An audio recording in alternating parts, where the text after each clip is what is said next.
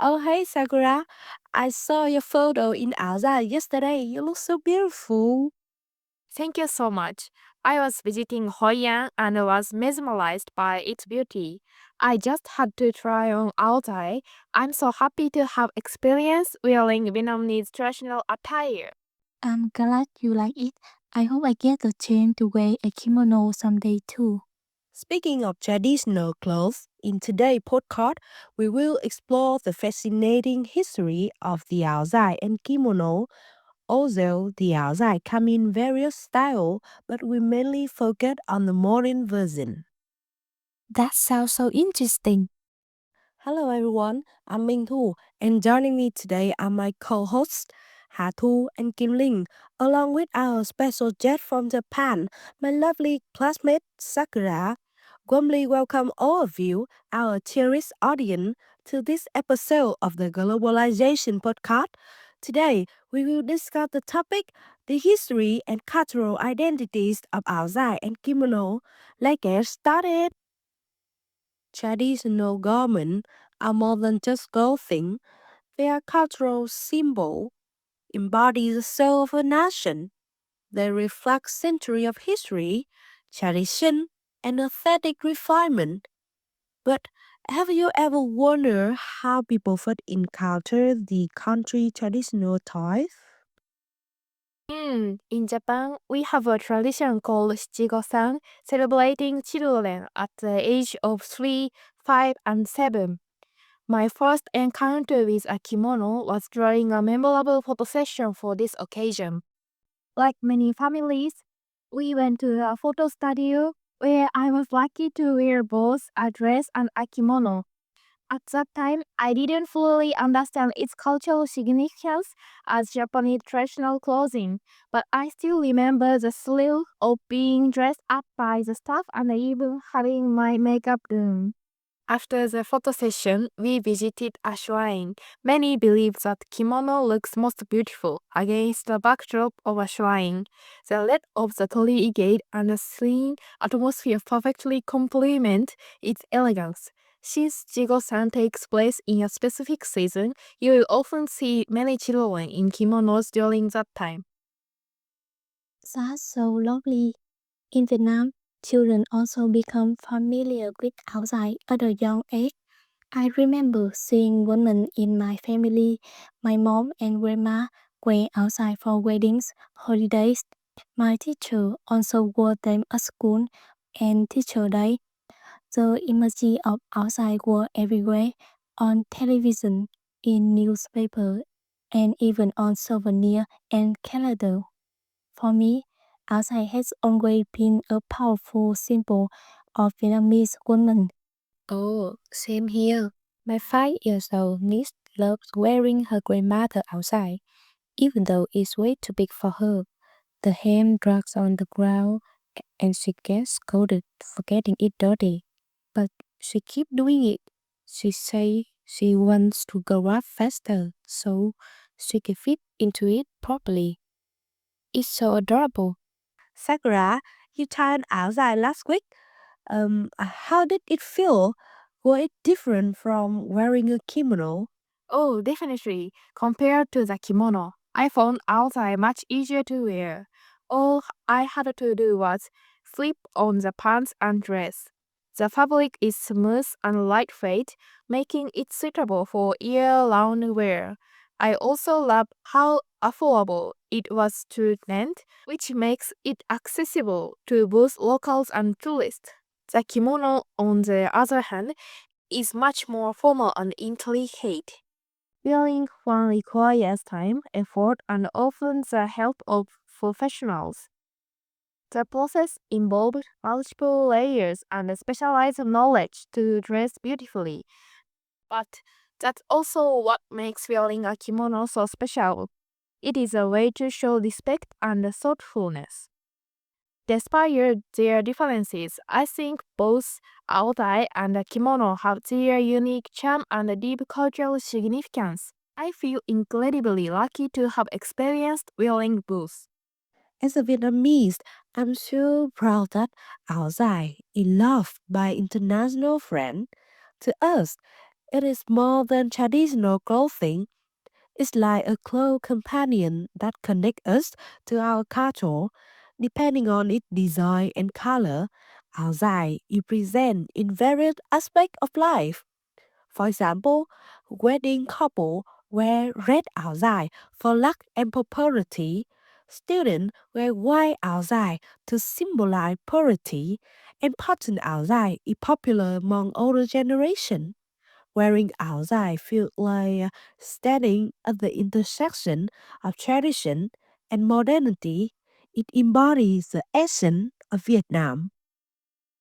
Indeed, traditional costume can tell us a lot about our country and its cultural identity, as they glow, change, and deeply interlink with that nation's history.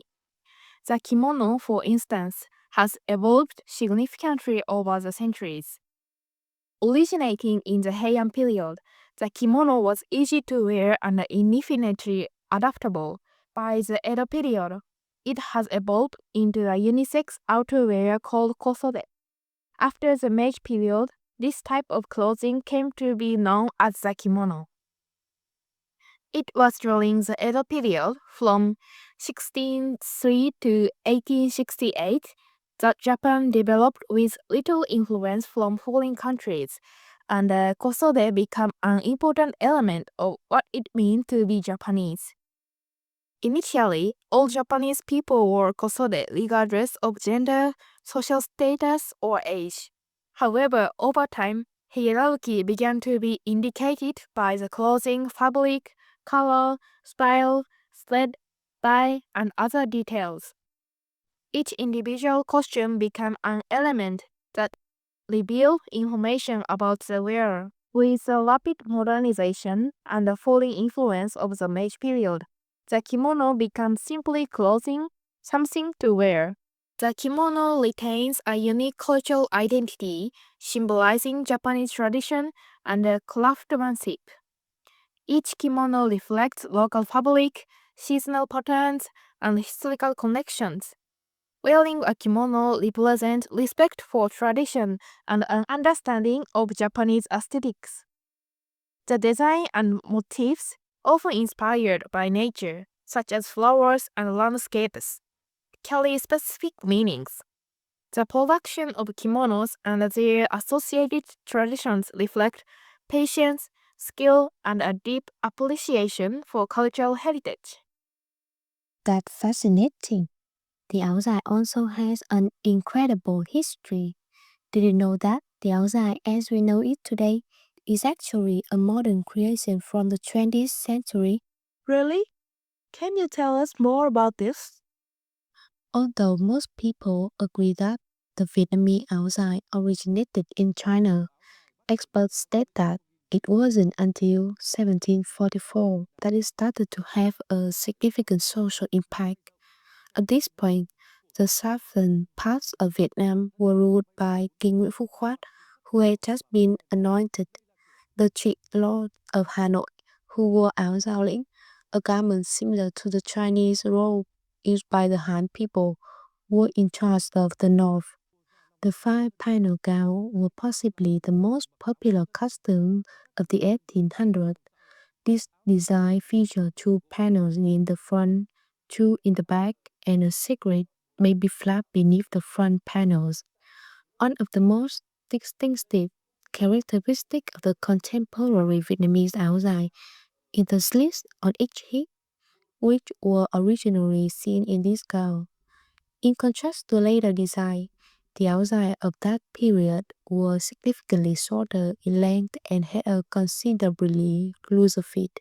During the 1930s, as Vietnam was under French colonial rule, Western influence began to penetrate local fashion trends. Hanoi artist Cát Tường, also known as Limer, designed a dress inspired by the áo ngũ thân and Parisian fashion, which he named the áo dài, marking the biggest innovation in the history of this garment. He introduced a vibrant color palette, elevated the shoulder extended the length of the dress to the floor and tailored it to accentuate the Vietnamese woman's body shape. In other words, he made it elegant, attractive, and flattering. The popularity of áo dài limmer lasted only 4 years before painters replaced it with multiple versions of the four-panel gown, removing all Western influence from its design. The neck was closed, the sleeves were no longer puffy as in limmer version, and the bottom hem was also sewed to the floor. He also tailored the áo dài to fit more closely to the body. Because this design aligned well with traditional beliefs, it remained popular until the 1950s. In the late 1950s, the Vietnamese Áo Dài fell out of favor in the northern region of the country. In fact, the distaste for the modern version was so strong that the government banned the rest, viewing it as a symbol of capitalist ideals. After the 1970s, the Áo Dài progressively vanished from the streets due to its association with the former way of life. However, starting in 2000 and continuing to the present, the Áo Dài has made a steady comeback with a wide range of material designs thanks to the imaginative and avant-garde collection of talented designers. Modern áo dài often feature a more streamlined silhouette with a tighter fit and shorter legs. The fabric choice have expanded beyond traditional silk to include materials like chiffon, lace, and even denim. Additionally, modern designers have experimented with bold colors, intricate patterns, and innovative cuts, resulting in a diverse and fashionable range of áo dài. While traditional elements such as the collar and long sleeve remain, contemporary interpretation blend traditional with modern trends, making the áo dài a versatile garment suitable for various occasions. The áo dài has undergone numerous historical changes and reflected a long evolution, making it more beautiful than ever. It also demonstrates an intellectual beauty that few other garments can match. It accentuates the form and gentle allure of Vietnamese women. Girls in white áo dài riding their bicycle to school have inspired countless Vietnamese songs, poems, and paintings. The áo dài is also worn by women of all ages whenever they want to make a good impression. Clearly, the áo dài has become a cherished symbol of Vietnamese women. Both Áo Dài and Kimono have such rich histories. Preserving the tradition for future generations is vital. In Vietnam, Áo Dài is cherished, especially by young people. From school uniform to special occasions, it is a part of everyday life. Local brands also play a big role in keeping the Áo Dài alive by introducing creative design. I feel the same. In Japan, vintage kimonos from various eras have become popular, especially among younger people who appreciate the unique patterns and craftsmanship of older pieces. At the same time, modern kimonos are also popular, especially those with simplified patterns and colors. Some designers incorporate kimono fabric into Western clothing or create hybrid styles, allowing people to incorporate the beauty of kimono into daily wear.